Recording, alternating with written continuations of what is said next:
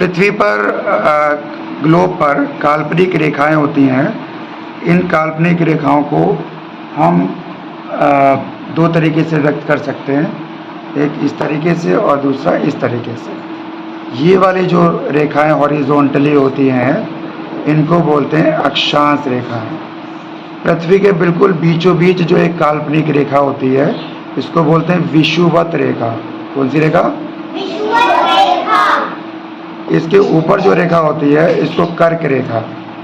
ये वाली रेखा कर्क रेखा है और ये कर्क रेखा भारत के बिल्कुल बीचों बीच में से होकर लगभग जाती है। और नीचे जो ये रेखा है इसको बोलते हैं मकर रेखा। ठीक। और ये अक्षांश रेखा है पृथ्वी को कई उसमें बांटती हैं। जैसे ये वाला जो रेखा है, ये कौन सी रेखा थी बताओ? कर्क रेखा। और ये मकर रेखा। इस एरिया में सूरज की रोशनी, सूरज की ऊष्मा, सूरज की किरणें बिल्कुल सीधे पड़ती हैं, इसलिए ये कौन सा कटिबंध हो जाएगा? उष्ण कटिबंध। ये उष्ण कटिबंध है, यहाँ पे बहुत ज़्यादा गर्मी पड़ती है। इस वाले कटिबंध में इसको बोलते हैं शीतोष्ण कटिबंध। गर्मी भी होती है, सर्दी भी होती है, मिला जुला असर होता है। और ऊपर जो है ये शीत कटिबंध। इसी तरीके से अगर नीचे करें, नीचे ये वाला कटिबंध शीतोष्ण, शीत भी है और उष्ण भी है, दोनों को मिला दो तो शीतोष्ण, और नीचे शीत कटिबंध। ठीक है।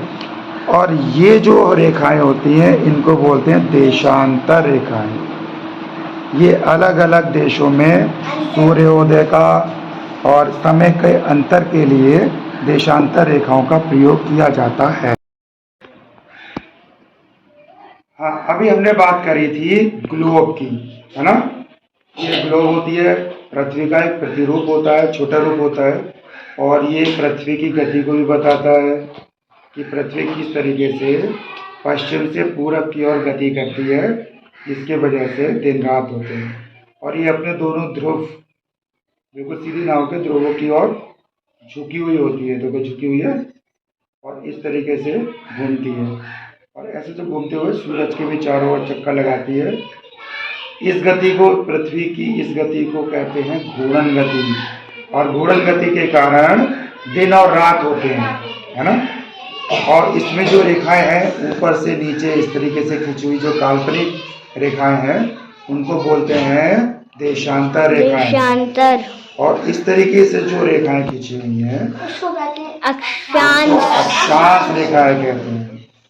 बीच वाली जो एक काल्पनिक रेखा जो बिल्कुल बीच से होकर जाती है वो कौन सी रेखा है? अक्षांश तो है, उसका नाम क्या है? विषुवत रेखा। विषुवत रेखा बिल्कुल बराबर बराबर भागों में बांटती है। विषुवत रेखा के ऊपर वाले भाग को कौन सा गोलार्ध कहेंगे बताओ? उत्तरी। ये उत्तरी गोलार्ध। और विषुवत रेखा के नीचे वाले गोलार्ध को क्या कहेंगे? दक्षिणी गोलार्ध। बिल्कुल ठीक। तो विषुवत रेखा जो हमारी ये जा रही है इसके ऊपर, ठीक ऊपर होती है, उसको बोलते हैं कौन सी रेखा? कर्क रेखा। कर्क रेखा। कर्क रेखा देखो भारत के बिल्कुल लगभग बीच में से होकर गुजरती है कर्क रेखा। और विषुवत रेखा के नीचे कौन सी रेखा होती है? मकर रेखा। और सूरज की रोशनी विषुवत रेखा पर बिल्कुल सीधी पड़ती है, इसलिए विषुवत रेखा से लेकर कर्क रेखा और मकर रेखा तक का जो एरिया है उस जोन को बोलते हैं, क्या बोलेंगे? उष्ण कटिबंध। उष्ण में होता है गर्म, सूरज की रोशनी बिल्कुल सीधी पड़ रही है तो गर्मी ज्यादा होगी, तो ये उष्ण कटिबंध। इसके थोड़ा सा ऊपर अगर हम बात करें तो शीतोष्ण, वहाँ पे ठंड भी होती है और गर्मी भी होती है, तो शीतोष्ण। और ऊपर अगर ध्रुवों की बात करें तो क्या होगा? शीत कटिबंध, वहाँ पे ठंड रहती है बहुत ज्यादा। और अगर नीचे बात करें तो नीचे भी उसी तरीके से, यहाँ पे उष्ण कटिबंध, फिर शीतोष्ण कटिबंध, फिर शीत कटिबंध। ठीक। अब ये तो ग्लोब हो गई। ग्लोब में अगर हम मान लो किसी भी एक जिले का, प्रदेश का या देश का अध्ययन करना चाहते हैं तो उसके लिए हमको ज़रूरत पड़ती है। ग्लोब से तो पॉसिबल है नहीं, ग्लोब में तो बस भारत लिखा हुआ है, भारत का नाम लिखा हुआ है ना, और मुख्य मुख्य प्रदेशों के नाम लिख दिए हैं। हमें डिटेल में अगर चाहिए तो उसके लिए हमें ज़रूरत पड़ती है मानचित्र की। मानचित्र को इंग्लिश में मैप बोलते हैं और नक्शा भी बोलते हैं उसको, ठीक है।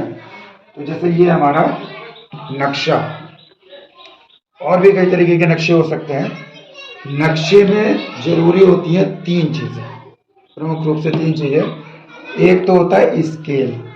स्केल का मतलब पैमाना। अब पैमाने का मतलब होता है, जैसे इसमें भी देखो दिया हुआ है, ये देखो ये दिया हुआ है 1 सेंटीमीटर बराबर 61 किलोमीटर लगभग। तो इसमें जो ये पैमाना दिया हुआ है 1 सेंटीमीटर 61 किलोमीटर के बराबर है। यानी कि अगर ये जम्मू कश्मीर से बरेली की दूरी देखें, बरेली ये रहा हमारा, तो जम्मू कश्मीर से दूरी, तो अगर हम स्केल से नापेंगे तो लगभग ये 6 इंच के लगभग होगा। तो 6 इंच को सेंटीमीटर में अगर हम देखें तो लगभग 15 सेंटीमीटर हो जाएगा। तो 15 सेंटीमीटर बराबर 61, 1 सेंटीमीटर बराबर 61 किलोमीटर है। तो 15 बराबर 15 से गुणा कर देंगे तो लगभग दूरी भी हमको पता चल जाएगी। तो एक तो चीज़ इसमें होती है पैमाना, जैसे कि इसमें बताया गया है। क्लियर है इतनी बात। दूसरी चीज़ होती है प्रतीक चिन्ह। अब जैसे हम दूसरे नक्शे पे आ जाते हैं, यहाँ पे बहुत सारे नक्शे हैं। तो ये भारत का नक्शा दिखाया हुआ है और कृषि पैदावार इसमें बताई गई है, दर्शाई गई है। तो अगली बात होती है प्रतीक चिन्ह। ये प्रतीक, अब गेहूं के लिए इस तरीके का प्रतीक इन्होंने बनाया हुआ है, धान के लिए इस तरीके का, गन्ना ये, कहवा ये। तो इस मानचित्र में उस एरिया को दर्शाया गया है अलग अलग, जहाँ पे गेहूं की पैदावार होती है, धान की, चावल की, कहवे की। इसी तरीके से ये वाला नक्शा अगर देखें तो इसमें सिंचाई के साधन, सिंचाई के साधन में कुओं से सिंचाई होती है, तालाब द्वारा, नहरों द्वारा। तो भारत के किस क्षेत्र में किस सिंचाई के साधन की प्रमुखता होती है उसको यहाँ पे बताया गया है। तो प्रतीक चिन्ह हो गए और साथ साथ पैमाना, ये नक्शे का बहुत ही अहम चीज़ होती है। और तीसरी इंपॉर्टेंट चीज़ होती है दिशा। दिशा हमने बताई थी पूरब, पश्चिम, उत्तर, दक्षिण, है ना। तो भारत का नक्शा ये है, यहाँ पे कौन सी दिशा होगी? पूरब।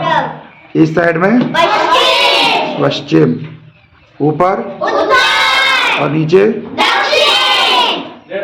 यहाँ पे दक्षिण। है कि हमें कैसे पता चलेगा पूरब कहाँ पे इस नक्शे में, पश्चिम कहाँ पर है, उत्तर कहाँ है, दक्षिण कहाँ है?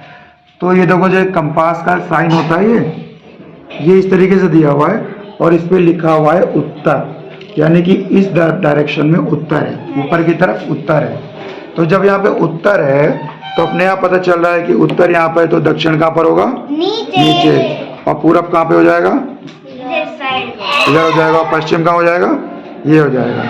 तो दिशा, तो मानचित्र में यानी कि नक्शे में यानी कि मैप में 3 चीजें प्रमुख होती हैं, दिशा, प्रतीक और पैमाना। क्लियर है?